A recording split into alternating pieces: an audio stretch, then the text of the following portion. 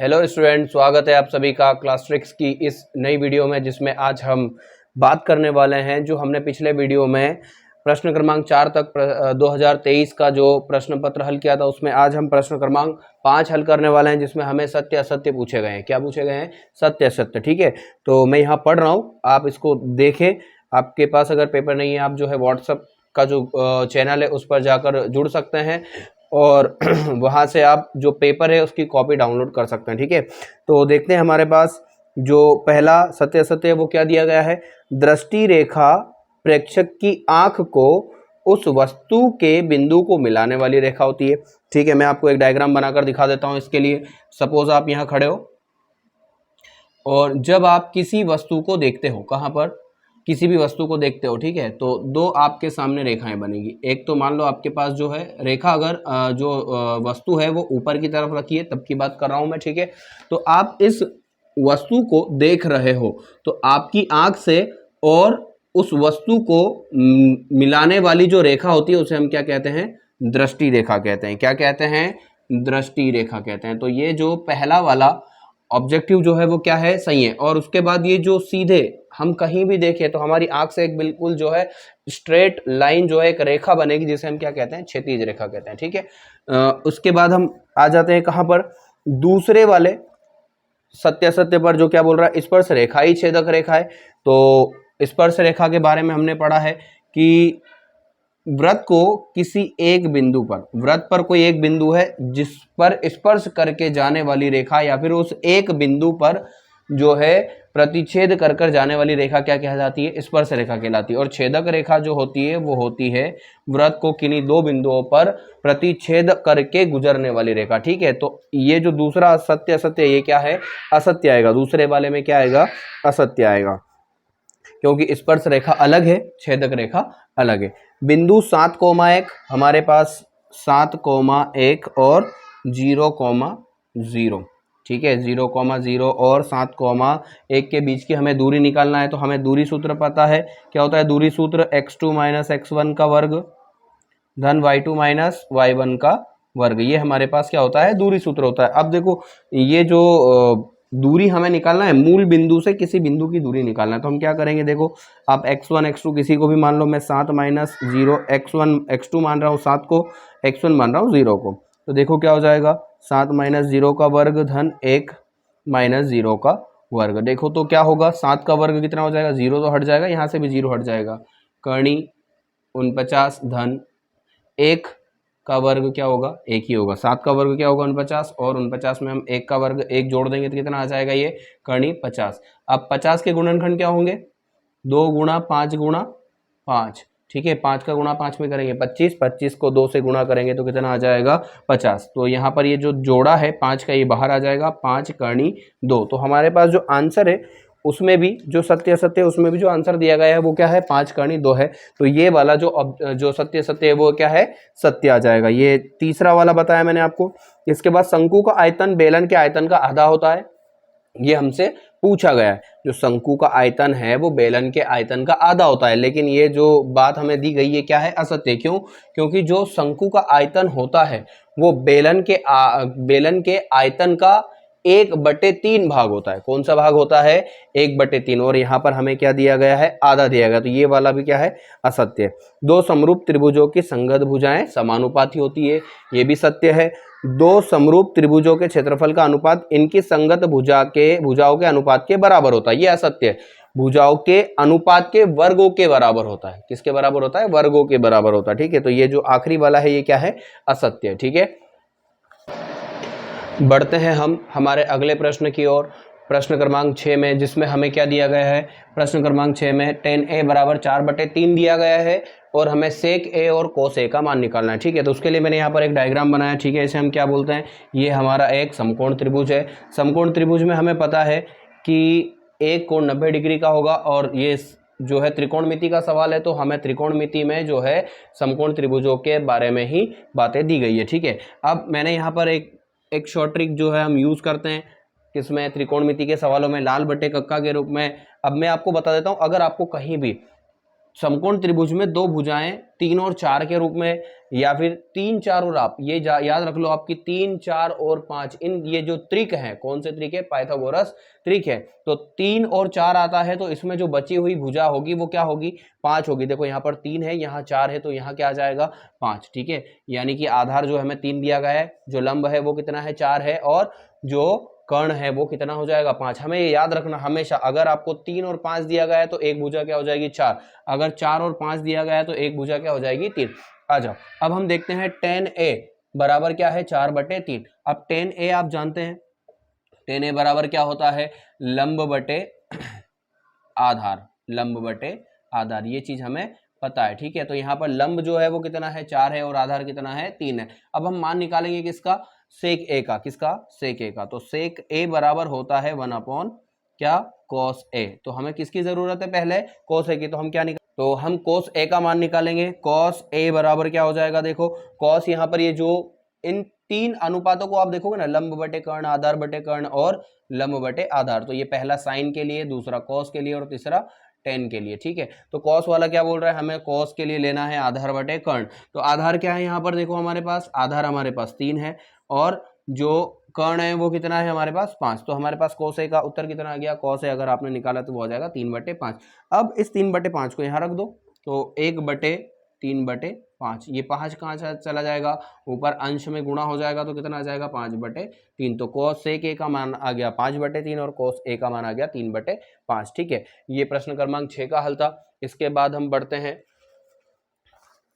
प्रश्न क्रमांक 6 में जो दूसरा सवाल है इसके अंदर अथवा वाला, वो क्या बोल रहा है देखते हैं हम। आप इनको साथ में नोट करते रहें, ठीक है। अगर आपके पास पेपर नहीं है तो आप जो है मैंने लिंक जो है डिस्क्रिप्शन में डाली है, वहां पर जाके आप इमेजेस जो है डाउनलोड कर सकते हैं। क्या बोल रहा है दूसरा, ये भी हमारे पास साइन 18 डिग्री बटे कॉस 72 डिग्री, ठीक है। ये हमारे पास सवाल दिया गया है। देखो हमें कुछ नहीं करना है, बहुत सरल सा सवाल है। हम क्या करेंगे, इसको पूरक कोणों के रूप में जो है बदलेंगे। तो क्या होगा, साइन 90 डिग्री माइनस 72 डिग्री, मैं इस रूप में बदल दूंगा इसको। तो क्या होगा, देखो cos 72 डिग्री आ जाएगा नीचे, 90 में से आप 72 डिग्री घटाओगे तो कितना आ जाएगा 18 डिग्री आ जाएगा, ठीक है। तो अब एक बात हम जानते हैं कि साइन 90 माइनस थीटा, 90 में से अगर आपको न्यून कोण कम करना है, 90 में से कुछ कम करना है, तो क्या आ जाता है cos थीटा आ जाता है। देखो मैं यहाँ लिख देता हूँ, sine 90 minus theta, 90 minus theta बराबर होता है cos थीटा, ठीक है। तो इसके अनुसार क्या हो जाएगा, ऊपर हमारे पास साइन 90 माइनस 72 डिग्री की जगह क्या आ जाएगा cos 72 डिग्री बटे cos 72 डिग्री, और ये दोनों क्या होंगे, कट जाएंगे, हमारे पास आंसर आ जाएगा 1। ये प्रश्न क्रमांक 6 के अथवा का आंसर है। आप इसको नोट कीजिए, ठीक है। ये बहुत जो है आपके पास ये जो संपूरक पूरक कोण वाली जो सर्वसमीका, ये हमें काम आती है।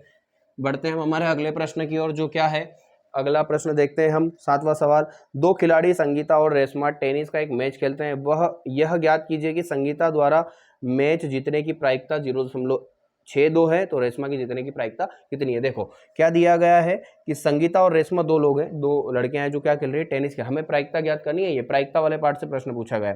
तो जो संगीता के मैच जीतने की प्रायिकता है कितनी है, 0.62। तो संगीता के लिए जो मैच जीतने की प्रायिकता है वो दी गई है कितनी, 0.62।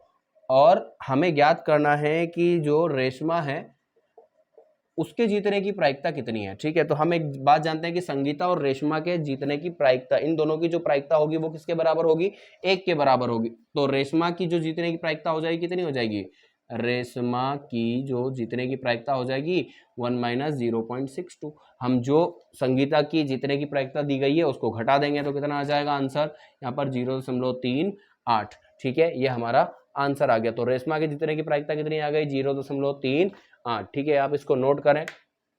आगे बढ़ते हैं हम हमारे अगले प्रश्न की ओर। 7वें के बाद 8वां प्रश्न है। 7वें प्रश्न में हम अथवा हल करेंगे। हम 7वें का कौन सा हल करेंगे, अथवा, ठीक है। देखते हैं क्या बोल रहा है। एक थैले में 3 लाल और 5 काली गेंदें। एक थैला है जिसके अंदर क्या है, 3 लाल गेंदें जो दी गई हैं वो कितनी है, 3 है, और काली गेंदें जो हैं वो दी गई है कितनी है, 5 है। इस थैले में से एक गेंद यादृच्छा निकाली जाती है, इसकी क्या प्रायिकता है कि गेंद लाल हो, ठीक है। अब देखो कुल गेंदें कितनी है बेटा हमारे पास, 3 और 5 कितने हो जाएंगे, कुल गेंदें कितनी हो जाएगी, कुल गेंदें जो हो जाएगी वो हो जाएगी 8, ठीक है। 5 और 3 कितने हो जाएंगी।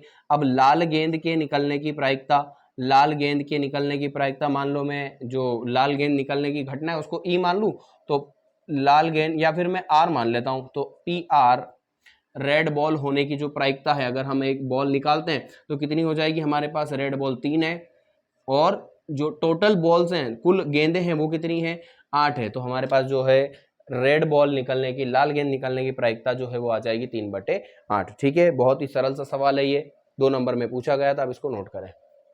बढ़ते हैं हम अगले प्रश्न की ओर। 8वां प्रश्न क्या बोल रहा है, एक पासे को एक बार फेंकने पर अभाज्य संख्या आने की प्रायिकता ज्ञात कीजिए। ठीक है, तो एक पासा है जिसमें 1 से लेके 6 तक अंक होते हैं। ठीक है, जो बिंदु हमने देखे हैं, पासा होता है ना डाइस, उसमें कितने अंक होते हैं, 1 से लेकर 6 तक के अंक होते हैं। अब उसमें अभाज्य संख्याएं कौन कौन सी है, 2, 3, 5 और बस 5 ही है, 3 अभाज्य संख्या है ना। तो अभाज्य संख्याएं कितनी है हमारे पास, एक पासे को अगर हम फेंकेंगे तो 2, 3 और 5 जो है वो अभाज्य संख्या यही आ सकती है। तो पासे को फेंकने पर अभाज्य संख्या आने की प्रायिकता, अभाज्य संख्याएं कितनी है टोटल, देखो 1, 2 और 3, अभाज्य संख्या के अनुकूल परिणाम कितने हो जाएंगे, 3, और प्रायिकता क्या हो जाएगी, मान लो अभाज्य संख्याएं, तो हम इनको ई मान लेते हैं, तो पी बराबर क्या हो जाएगा, 3/6। जो कुल परिणाम होंगे वो कितने होंगे, देखो एक पासे को फेंकने पर 6 परिणाम हो सकते हैं, 1 से लेकर 6 तक, तो 6 परिणाम होंगे टोटल, 3 एकम 3, 3 दूनी 6। तो हमारे पास यहाँ पर आंसर आ जाएगा 1/2। कितना आ जाएगा आंसर, 1/2। ठीक है, अब इसको नोट करें। इसके बाद हम बढ़ते हैं 8वें प्रश्न में अथवा की ओर, जो क्या बोल रहा है, एक डिब्बे में 5 लाल, 8 सफेद और 4 हरे कंचे हैं। देखो कितने लाल जो है वो कितने कंचों की बात हो रही है, कंचे यानी जो हम मार्बल जो हम खेलते थे ना बचपन में, उसकी बात हो रही है। तो जो कंचे हैं वो कितने हैं, लाल वाले 5 है, सफेद 8 है, और हरे जो हैं वो 4 हैं। इस डिब्बे में से एक कंचा यादृच्छा निकाला जाता है, सफेद कंचा निकलने की प्रायिकता ज्ञात कीजिए। देखो सफेद कंचे कितने हैं टोटल, सफेद कंचों की संख्या है 8, और टोटल कंचे कितने गिनो, 8 और 4 12 और 5 17। जो टोटल कंचों की संख्या है वो 17 है, और सफेद कंचों की संख्या कितनी हो जाएगी, 8। तो अनुकूल परिणाम जो सफेद कंचा निकलने के अनुकूल परिणाम कितने होंगे, 8 होंगे, और कुल परिणाम कितने होंगे, 17। तो यहाँ पर व्हाइट कंचा निकलने की जो प्रायिकता हो जाएगी वो कितनी हो जाएगी, 8/17। ये हमारे पास जो है प्रश्न क्रमांक 8 के अथवा का आंसर आ गया। ठीक है, बहुत से सरल से सवाल यहाँ पर बहुत ही सरल के पूछे गए हैं। बढ़ते हैं हम हमारे 9वें प्रश्न की ओर। 9वें प्रश्न में हमें क्या बोला गया है, देखो 9वां प्रश्न भी बहुत सरल जो है पूछा गया था। 140 को अभाज्य गुणनखंडों के गुणनफल के रूप में व्यक्त कीजिए। देखो हमारे पास जो संख्या है 140, इसके हमें गुणनखंड करके लिखना है। तो हमें पता है, देखो 140 हम अभाज्य गुणनखंड विधि जानते हैं। ठीक है, इसी प्रकार से हमें क्या करना है, अभाज्य गुणनखंड विधि से इसके गुणनखंड कर लेना है। 2 सती 14, 0 2 35 दूना 70, 5 7 35, 7 एकम 60। ठीक है, तो हमारे पास जो है 140 के अभाज्य गुणनखंड क्या आ जाएंगे, 2 गुणा 2 गुणा 5 गुणा 7। ठीक है, ये हमारे पास आंसर आ गया है 9वें प्रश्न में जो है पहला जो हमें 140 वाला सवाल दिया है उसका। ठीक है, अब बढ़ते हैं हम आगे। हमारे पास जो है अगला सवाल दिया गया है अथवा वाला, वो क्या बोल रहा है, HCF ऑफ 306 हमें दिया गया है। HCF किसका किसका, 306 और 657, कितना दिया गया है, 9 दिया गया है। हमें LCM ज्ञात करना है। क्या ज्ञात करना है, 306 और 657 का LCM ज्ञात करना है। तो हम जानते हैं कि हम दो संख्याओं का गुणनफल बराबर होता है HCF गुणा LCM के। तो इन दोनों संख्याओं का गुणनफल बराबर होगा किसके, इनके HCF और LCM के गुणनफल के बराबर। मैं यहाँ एक बार लिख देता हूं, A गुणा B बराबर होगा क्या, HCF गुणा LCM। ठीक है, जो भी संख्या हमें दी गई है उनके HCF और LCM के गुणनफल के। अब A क्या हमारे पास 306 और B कितना है 657। ठीक है, इसके बाद यहाँ पर HCF हमें दिया गया है 9 और LCM हमें ज्ञात करना है। तो देखो 9 को हम भाग दे देंगे 306 बटे गुणा 306 गुणा 657 बटे 9 बराबर कितना आ जाएगा LCM। ठीक है, हमें LCM तो फाइंड करना ना। अब यहाँ पर देखो 9 को हम क्या करेंगे, 9 से भाग देंगे 306 में या तो 657 में, दो में से किसी एक में भी हमें क्या करना है, भाग देना है। तो 9 के पहाड़े में 30 तो नहीं आता, लेकिन 30 से छोटी संख्या आती है, क्या आती है 3। ठीक है, तो 9 के पहाड़े में 30 से छोटी संख्या जो है वो 27 आती है। कितनी बार में, 3 बार में, 9 एकम 9, 9 तिया 27, ठीक है। अब बचा कितना, 3 बचा यहाँ पर, 3 और 6 मिलकर 36 बनाएंगे। तो 36 को हम भाग देंगे 9 से तो कितनी बार में जाएगा, 4 बार में, ठीक है। 9 चौक 36, तो 34 और हमें 657 का गुणा करना है, तो हमारे पास क्या आ जाएगा, एलसीएम आ जाएगा। हम गुणा करके देखते हैं। 657 में 34 का देखो कितना आएगा, हम गुणा कर लेते हैं यहाँ पर। 7 चौक 28 का 8 और बचा 2, 5 चौक 20 और 2 22 का 2 हंसी लाया 2, 4 6 चौक 24 और 2 26, ठीक है। 7 या 21 का 1 हंसी लाया 2, 3 5 15 और 1 15 और 2 17 का 7 हंसी लाया 1, 6 12 6 18 और 1 19, ठीक है। यहाँ पर देखो 8 3 3 और 2 और 2, 22,338 हमारे पास जो आंसर आ गया वो आ गया है 22,338। तो एलसीएम कितना होगा किसका किसका, 306 और 657 का हमारे पास आ जाएगा 22,338, ठीक है। आप इस सवाल को भी नोट करें, बहुत ही सरल सा सवाल था हमारे पास ये। आगे बढ़ते हैं हम हमारे अगले प्रश्न की ओर, जिसमें हमें क्या कहा गया है देखते हैं हम हमारे 10वें प्रश्न में। ये 9वें प्रश्न का अथवा और जो सवाल मैन है वो दोनों हल हो चुके हैं। 10वें प्रश्न की ओर बढ़ते हैं। दर्शाइए 3 कर्णी 2 एक अपरिमेय संख्या है। क्या दर्शाना है हमें, 3 कर्णी 2 एक अपरिमेय संख्या है। हमें जो संख्या दी गई है वो क्या है, 3 कर्णी 2, इसे हमें एक अपरिमेय संख्या दर्शाना है, हमें सिद्ध करना है, जो हम एक पार्ट में पढ़ चुके हैं। तो हम क्या करेंगे, मान लेंगे, माना 3 कर्णी 2 एक परिमेय संख्या, हम अपोजिट मानेंगे, विपरीत परिमेय संख्या है। अब ये एक परिमेय संख्या है तो हम इसे किसके रूप में लिख सकते हैं, a बटे बी या p बटे q के रूप में लिख सकते हैं। तो 3 कर्णी 2 बराबर क्या आ जाएगा, p बटे q, जहां पर p और q क्या है, सहअभाज्य है, सहअभाज्य है। क्या है यहाँ पर, ये दोनों सहअभाज्य हैं, और जब ये दोनों सहअभाज्य है तो इनका HCF कितना होगा, 1 होगा। अब हमें क्या करना है, इस समीकरण को पुनर्व्यवस्थित करना है, हमें कर्णी 2 के बराबर में सभी जो है अंकों को या संख्याओं को लेकर आना है। तो मैं यहाँ से किसको हटाऊंगा, 3 को हटाऊंगा, तो क्या होगा, देखो कर्णी 2 बराबर p बटे 3 का गुणा होगा q के साथ, तो 3q, ठीक है। अब देखो यहाँ पर p 3 और q क्या है, ये p 3 और q क्या है, ये पूर्णांक है। ये जब तीनों पूर्णांक है तो p बटे 3q क्या होगी, एक परिमेय संख्या होगी, परिमेय संख्या होगी। जब ये परिमेय संख्या है 3 बटे p बटे 3q परिमेय संख्या, तो इसके बराबर में जो संख्या है वो भी क्या होगी, कर्णी 2 भी क्या होगी, तब कर्णी 2 भी परिमेय संख्या होगी। अब देखो परिमेय संख्या है, लेकिन इस बात का, इस कथन का, इस तथ्य का हमें विरोधाभास प्राप्त होता है कि कर्णी 2 क्या है, एक अपरिमेय संख्या है। जब कर्णी 2 एक अपरिमेय संख्या है तो 3 कर्णी 2 भी क्या होगी, एक अपरिमेय संख्या होगी, ठीक है। तो आप इस प्रकार से लिख सकते हो इस सवाल में। बढ़ते हैं हम इसी प्रश्न में आगे, और हमारे पास जो है 10वें सवाल में क्या दिया गया है देखते हैं हम। आगे बढ़ते हैं हम, हमें 17 23 और 29, 17 23 और 29 का HCF ज्ञात कीजिए। हमें क्या ज्ञात करना है, का HCF ज्ञात करना है। क्या ज्ञात करना है, HCF ज्ञात करना है। तो देखो हमारे पास 17 के गुणनखंड क्या होंगे, 17 1 गुणा 17, ठीक है। ये अभाज्य संख्या है ना, इनको हम जो है गुणनखंड के रूप में नहीं लिख सकते हैं। इनका जो गुणनखंड है वो क्या होगा, सिर्फ 1 और गुणा जो संख्या दी गई है वही होगा। ऐसे ही 23 को हम क्या लिखेंगे, 1 गुणा 23, 29 को लिखेंगे 1 गुणा 29, ठीक है। अब हमें यह देखना है कि इन तीनों में सबसे जो गुणनखंड जो कॉमन है उनकी सबसे छोटी घात कौन सी। देखो तो तीनों संख्याओं में 1 कॉमन है, सिर्फ 17 दूसरी संख्याओं में नहीं है, 23 दूसरी संख्याओं में नहीं है, और 29 भी दूसरी संख्याओं में नहीं है। हमारे पास यहाँ पर सिर्फ कॉमन क्या आ रहा है, 1 आ रहा है। तो HCF ऑफ 17 23 29 क्या हो जाएगा बेटा, यहाँ पर 1। और इसी के साथ हमारा जो है ये 10वां सवाल पूरी तरह से हल हो गया। ये अथवा वाला सवाल था 10वें में, ठीक है। तो हम इस प्रकार से 10वें सवाल को हल कर सकते हैं। अब इसके बाद हम अगली वीडियो में इसके आगे वाले सवालों को हल करेंगे, ठीक है। तो आप बने रहिए इस सीरीज में, आपको बहुत सी चीज़ें जो है, बहुत से जो है प्रश्न है वो आपको कैसे हल करना है वो आपको सीखने को मिलेगा। धन्यवाद।